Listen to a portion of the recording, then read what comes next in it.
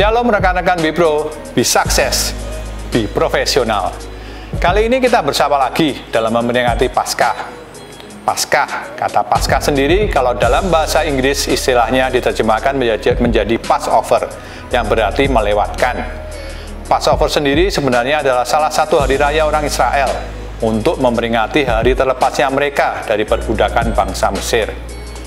Kita ambil ceritanya berawal dari Allah yang mengirimkan tulah ke bangsa Mesir untuk memaksa Firaun mengizinkan bangsa Israel pergi dari Mesir.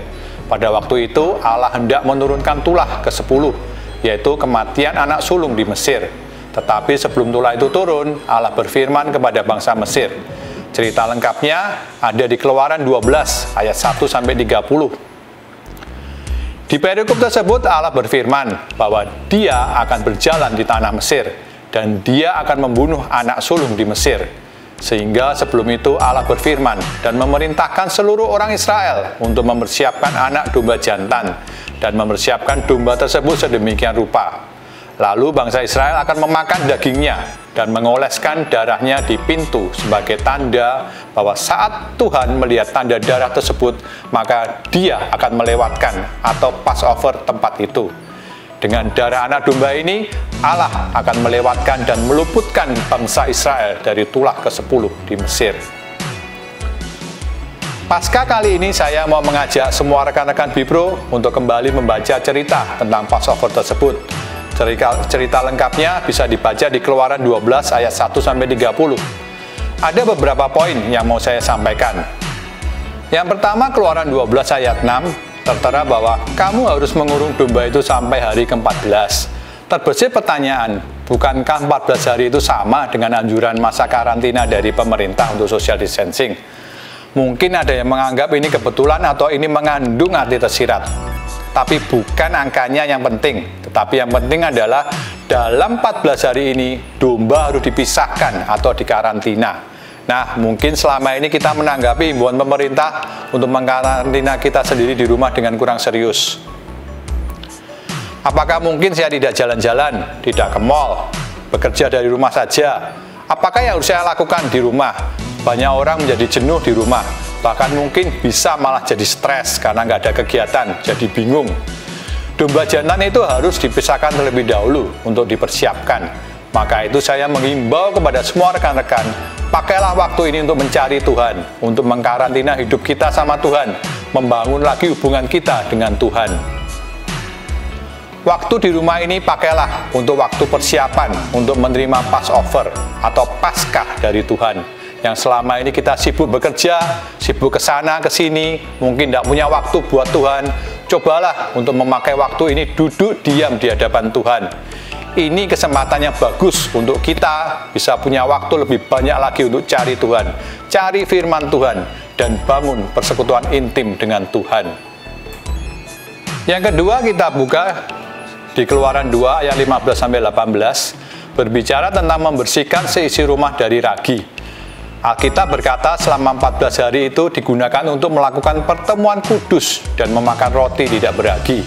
Ini berbicara tentang mencari hadirat Tuhan, dan supaya hadirat Tuhan itu mengkuduskan hidup kita.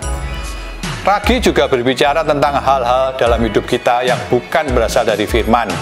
Mungkin sifat kita, mungkin keinginan kita, atau harapan kita yang bukan dari Tuhan, yang tidak cocok sama firman Tuhan. Biarlah kita mulai bisa membuang itu semua, membersihkan hidup, dan menyelaraskan dengan apa yang Tuhan mau. Izinkan waktu-waktu ini saat kita mendekat sama Tuhan, biar hadiratnya mengkuduskan kita dan membuang semua hal yang tidak berkenan sama Tuhan. Saat kita mendekat sama Tuhan, maka hadiratnya akan menerangi hidup kita dan akan menyingkapkan segala ragi dalam hidup kita yang tidak sesuai dengan firman-Nya. Firman Tuhan berkata, saat terang itu datang, maka kegelapan akan sirna.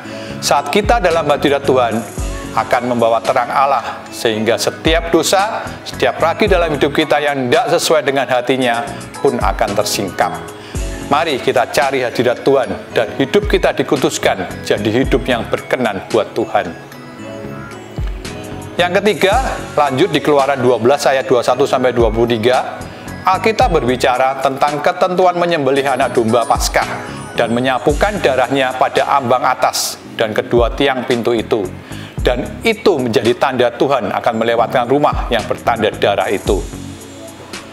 Keluaran 12 ayat 13 berkata, "Dan darah itu menjadi tanda bagimu pada rumah-rumah di mana kamu tinggal.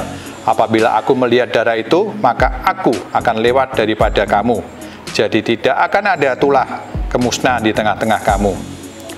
Sungguh ada kuasa dalam darahnya, ada otoritas dalam darahnya, yang mana tulah Mesir pun dilalukan dengan darah anak domba. 2000 tahun yang lalu, anak domba Allah yaitu Kristus sendiri telah mencurahkan darahnya buat kita. Darah yang penuh kuasa itu sudah menyelamatkan kita dari perbudakan dosa. Saat kita memperingati Paskah atau Passover ini, saya mau sejenak kita merenungkan dan mengingat kembali akan darahnya yang penuh kuasa. Saat dunia begitu membesarkan berita tentang teknologi ini, teknologi itu, berita ini, berita itu, mari kita merenungkan lagi arti dan kuasa dari darah anak domba Allah yang luar biasa ini. Ribuan tahun yang lalu, darah anak domba melepaskan bangsa Israel dari tulah Mesir, membebaskan bangsa Israel dari perbudakan Mesir. Darah yang sama masih ada buat kita. Dengan kuasa yang sama sanggup menolong kita.